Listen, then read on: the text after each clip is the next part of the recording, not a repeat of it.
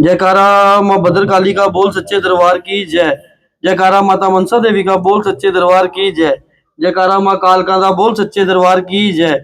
देवताओं के द्वारा देवी की स्तुति तथा देवी के द्वारा देवताओं को वरदान। गुरु का ध्यान। मैं भुवनेश्वरी देवी का ध्यान करता हूँ। उनके श्री अंगों की आभा प्रभाव काल के सूर्य के समान है और मस्तक पर चंद्रमा का मुकुट है और उनके 3 नेत्र हैं। उनके मुख पर मुस्कान की छटा छाई रहती है और हाथ में वरद अंकुश पाश एवं अभय मुद्रा शोभा पाते हैं। गुरुदेव कहते हैं, देवी के द्वारा वहां महादैत्यपति शुंभ के मारे जाने पर इंद्र आदि देवता अग्नि को आगे करके उन कल्याणमयी देवी की स्तुति करने लगे। उस समय अभीष्ट की प्राप्ति होने से उनके मुख कमल दमक उठे थे और उनके प्रकाश से दिशाएं भी जगमगा उठी थी। देवता बोले, शरणागत की पीड़ा दूर करने वाली देवी, हम पर प्रसन्न हो जाओ। संपूर्ण जगत की माता हो, विश्वेश्वरी, विश्व की रक्षा करो। देवी, तुम ही चराचर जगत की अधिदात्री देवी, तुम ही इस जगत का एकमात्र आधार हो, क्योंकि पृथ्वी तुम्हारी ही स्थिति है। देवी, तुम्हारा पराक्रम उल्लंघनीय है। तुम ही जल रूप में स्थित होकर संपूर्ण जगत को तृप्त करती हो। तुम अनंत बल संपन्न वैश्वनी शक्ति हो, इस विश्व की कारणभूता हो, परामाया हो। देवी, तुमने ही इस समस्त जगत को मोहित कर रखा है। तुम ही प्रसन्न होने पर इस पृथ्वी पर मोक्ष की प्राप्ति कराती हो। देवी, संपूर्ण विद्याएं तुम्हारे ही भिन्न भिन्न स्वरूप है। जगत में जितनी भी स्त्रियां हैं वह सब तुम्हारी ही मूर्तियां हैं। जगदम्बा, एकमात्र तुमने ही इस विश्व को व्याप्त कर रखा है। तुम्हारी स्तुति क्या हो सकती है। तुम तो सत्वन करने योग्य पदार्थों से भी परे एवं परावाणी हो। जब तुम सर्वस्वरूपा देवी स्वर्ग तथा मोक्ष प्रदान करने वाली हो, तब इसी रूप में तुम्हारी स्तुति हो गई। तुम्हारी स्तुति के लिए इससे अच्छी उक्तियां और क्या हो सकती हैं। बुद्धि रूप से सब लोगों के हृदय में विराजमान रहने वाली तथा मोक्ष प्रदान करने वाली देवी नारायणी, तुम्हें नमस्कार है। कला कृष्णा आदि के रूप में कर्मश परिणाम अवस्था परिवर्तन की ओर ले जाने वाली तथा विश्व का उपसंहार करने में समर्थ नारायणी, तुम्हें नमस्कार है।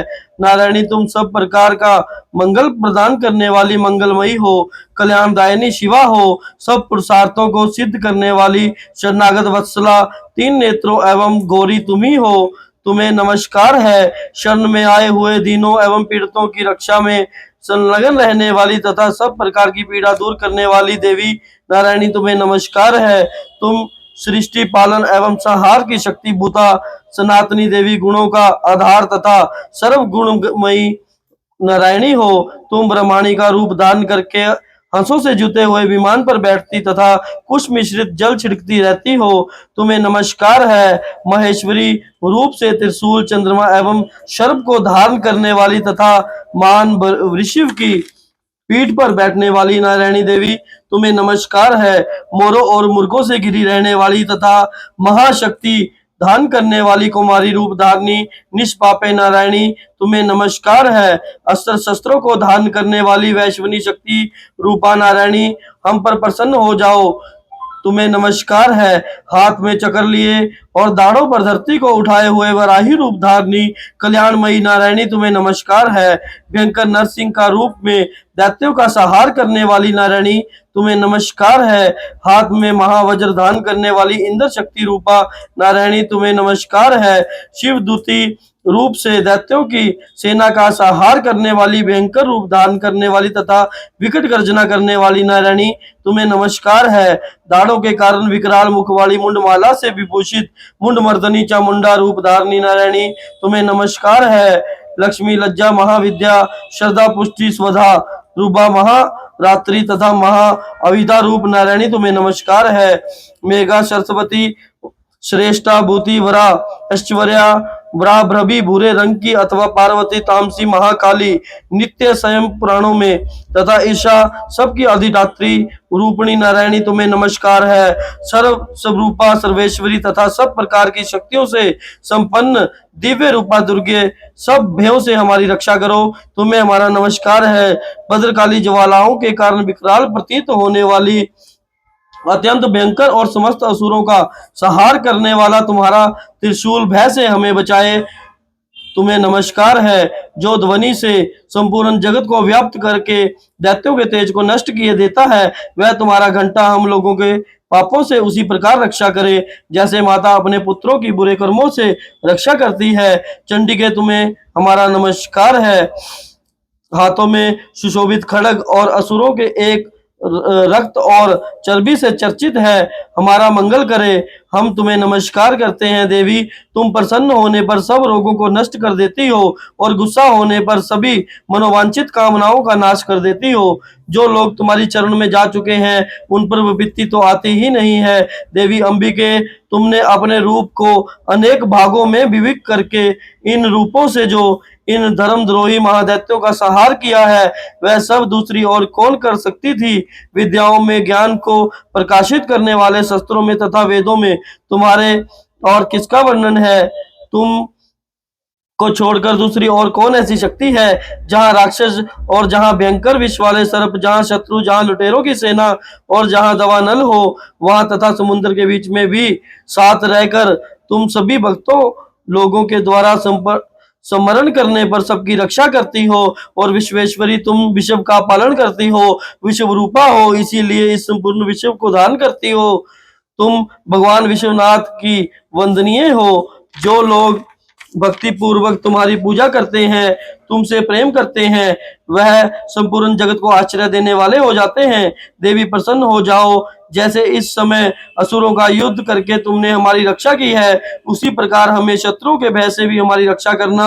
आप अपने भक्तों के पाप नष्ट कर देते हो एवं पापों के फल स्वरूप प्राप्त होने वाली महामारी आदि बड़े बड़े उपद्रवों को शीघ्र ही दूर करो। विश्व की पीड़ा दूर करने वाली देवी, हम तुमसे तुम्हारे चरणों में पड़े हुए हैं तथा तुम्हारी शरण में हैं, हम पर प्रसन्न हो जाओ। त्रिलोक निवासियों की पूजनीय परमेश्वरी, हम सब जो तुम्हारी शरण में बैठे हैं, हम भक्तों को वरदान दो। देवी बोली, मैं वर देने को तैयार हूँ, तुम्हारे मन में जिसकी इच्छा हो वह वर मांगो। संसार के लिए उपकार कारक उस वर को मैं अवश्य दूंगी।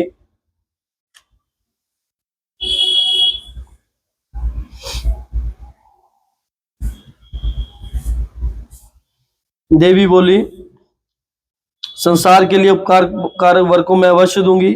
देवता बोले, देवी तुम इसी प्रकार हमारी रक्षा करो, हमारे शत्रुओं का नाश करती रहो।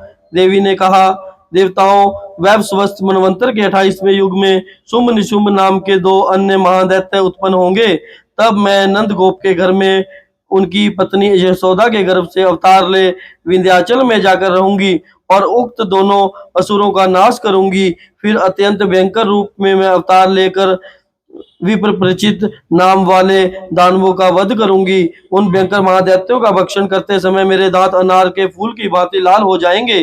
तब स्वर्ग में देवता और मृत्यु लोक में मनुष्य सदा मेरी स्तुति करते हुए मुझे रक्तदंतिका के नाम से पुकारेंगे। फिर जब पृथ्वी पर वर्षों तक एक वर्षा रुक जाएगी और पानी का अभाव हो जाएगा, उस समय मुनियों के सत्वन करने पर मैं पृथ्वी पर अयोनिजा के रूप में प्रकट हो जाऊंगी और अनेक नेत्रों से मुनियों को देखूंगी।